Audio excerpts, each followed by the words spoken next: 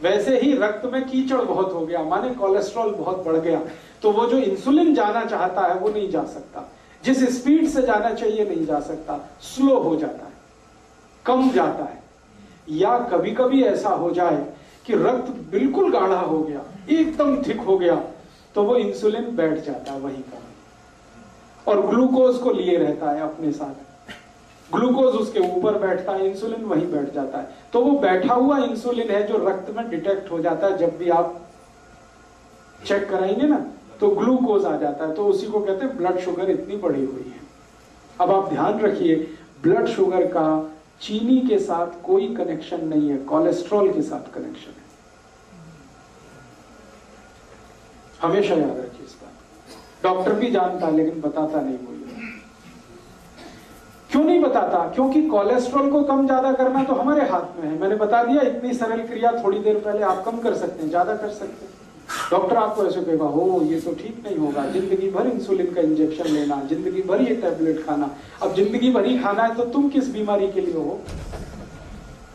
जिंदगी भर तो खाना खाना पड़ता है, जिंदगी भर तो दाल खाई जाती है, सब्जी खाई जाती है, इंसुलिन थोड़ी खाया जाता है। इंसुलिन तो है हमारे शरीर में, बाहर से फिर क्या करते हैं? तो बाहर से जो आर्टिफिशियल इंसुलिन है ये थोड़ा काम कर देता है, क्योंकि ये नया नया है, थका हुआ नहीं है, ये जाके थोड़ा सा खटखट कर देता है, ग्लूकोज को पहुंचा देता है, लेकिन फिर उतनी देर के बाद वो खत्म हो जाता है। साइकिल नहीं बना पाता।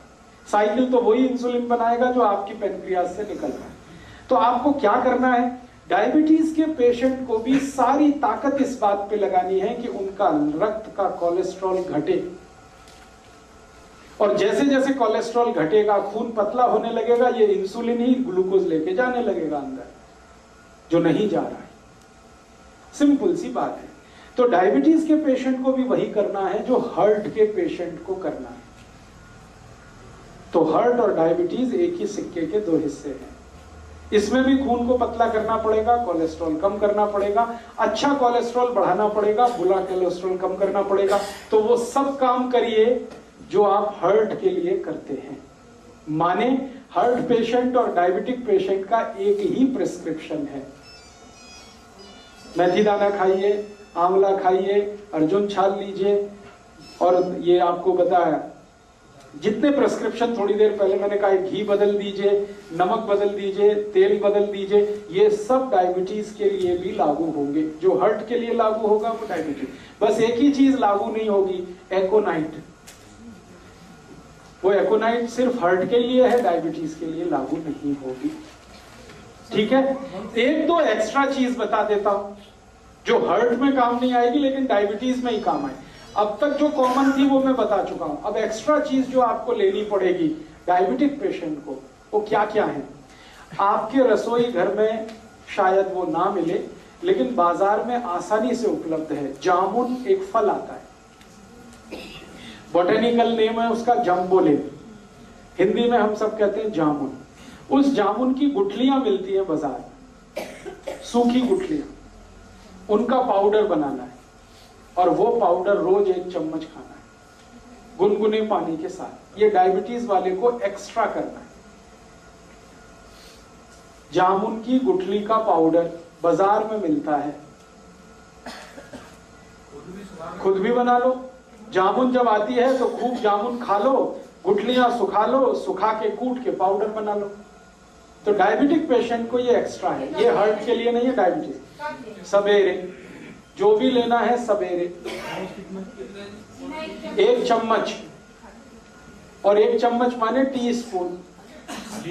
खाली पेट लेंगे तो बहुत अच्छा, गुनगुने पानी के साथ लें चलेगा। जो पहली दफा सुबह उठ के पानी पीना उसी के साथ ले, उसके साथ भी ले सकते हैं।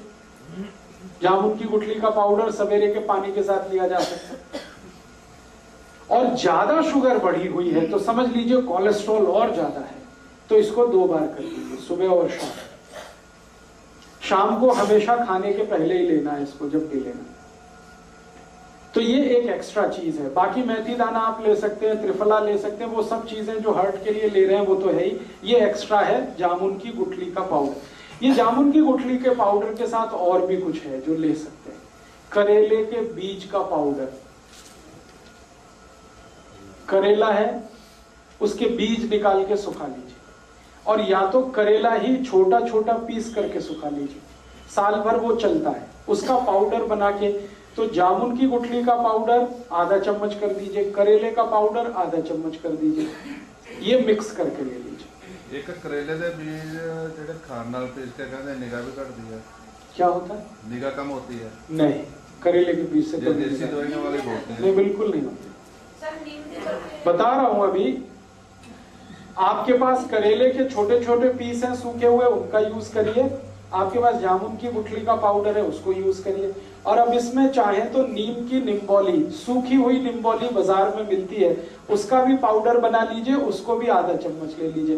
तीनों मिलाकर 1.5 चम्मच हो गया, जामुन की गुठली का, करेले का और नीम के निम्बोली का, तीनों का पाउडर मिक्स करके डायबिटीज के पेशेंट, हार्ट वाले ये कभी ना लें, ये सिर्फ डायबिटीज वालों के लिए।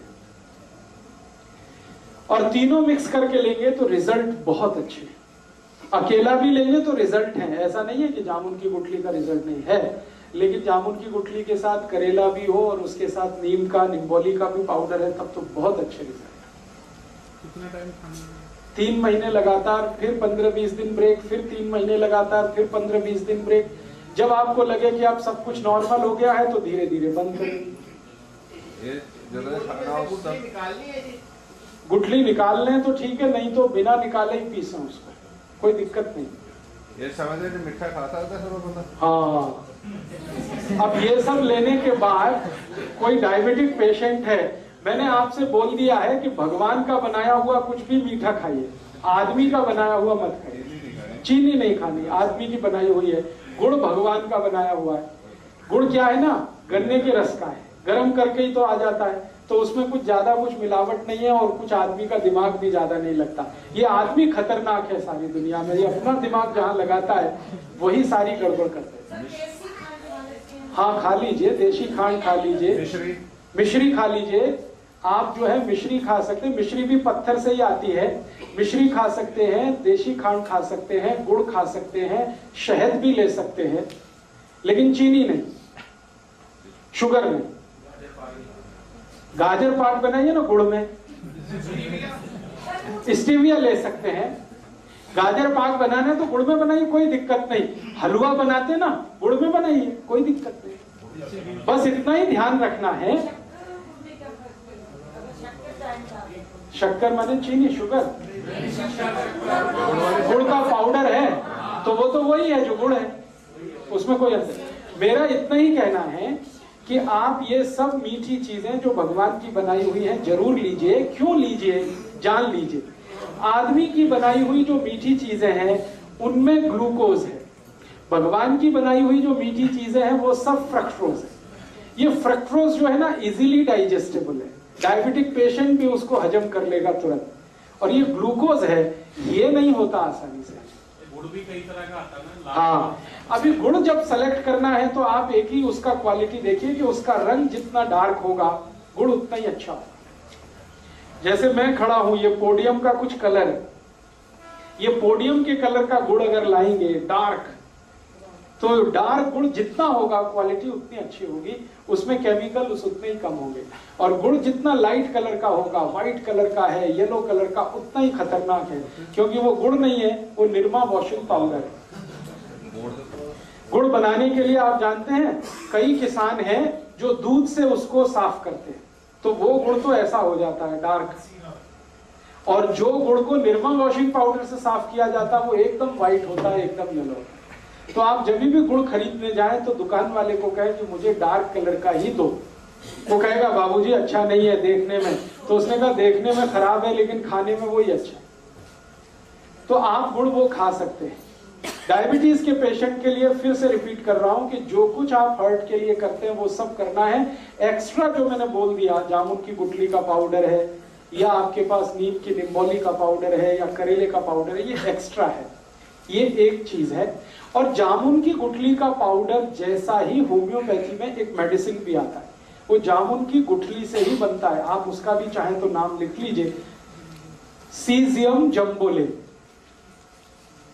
Caesium jambolanum. ये होम्योपैथी,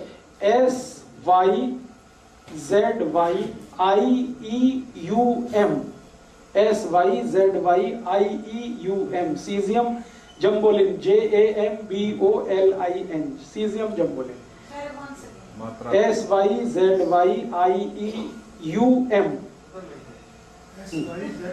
उधर में कुछ और लिखने वाला, SYZYIEUM, सीजियम जम्बोलिन, JAMBOLIN। ये एक दवा है, इसके आगे लिख लेना mother tincture, syzygium jambolanum mother tincture. ये दवा को पानी में मिला के पीना है जो डायबिटिक है उनके। कितने ड्रॉप? 15 से 20 ड्रॉप, चौथाई कप गुनगुना पानी। अगर आपको जामुन की गुठली का पाउडर नहीं मिलता है तब ये दवा यूज कर सकते हैं। मिल रहा है तो ये दवा मत लाइए, क्योंकि ये दवा उसी से बनी हुई। 15 से 20 ड्रॉप, चौथाई कप गुनगुना पानी मिला दीजिए।